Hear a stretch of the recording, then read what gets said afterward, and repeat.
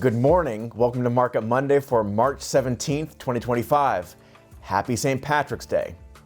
We could all use a little luck of the Irish, no? But do we really need it? All right, folks. Usually here at Market Monday, we like to have a little fun, but today we need some real talk. The flagship U.S. stock market, the S&P 500, is down about 10% from its most recent high. As Chad mentioned last week, this happens every year on average. Remember, 5 years ago during the initial COVID drawdown, the market went down 9.5% in one day. Now, admittedly, this 10% drawdown happened fast.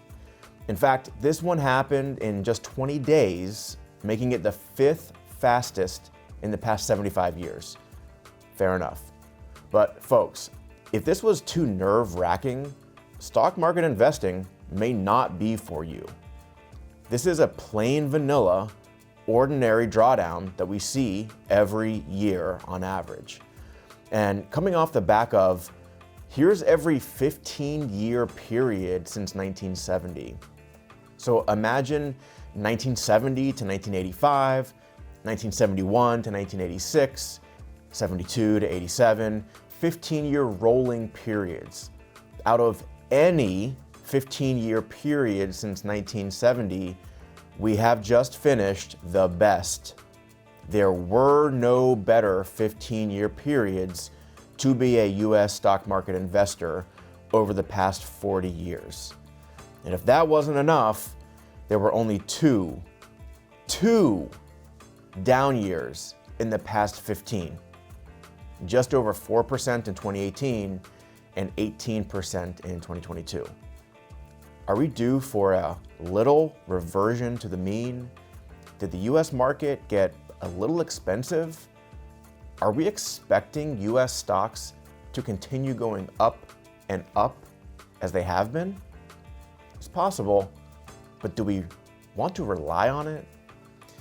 One of the largest asset managers in the world, Vanguard, says we shouldn't. Now, we've looked at these in the past, these future expected returns for various asset classes. Who can really predict the future, right? So we should always take these with a huge grain of salt. That said, Vanguard has US stocks returning just 3.9% annualized for the next 10 years. US growth stocks, even more bleak, at just 0.6% per year for 10 years. But not just that. Whether it's 3.9 or any number for that matter, it doesn't happen in a straight line every year like clockwork. Here's an example of how you would get a 10% annualized return over 10 years. Not many down years, and quite a few decent years in there. Here's 3.9%. Here's 0.6% annualized over 10 years. Now, these are random numbers I had AI generate, so it wouldn't necessarily have to be this volatile, but it could be. Volatile. Do we think things are getting more volatile or less? New tax plans, tariff wars, spending cuts. In fact, in 2024, the US had never been more dependent on government spending. 85% of job growth came from the government, and 33% of all spending, producing the 6 to 7% budget deficits.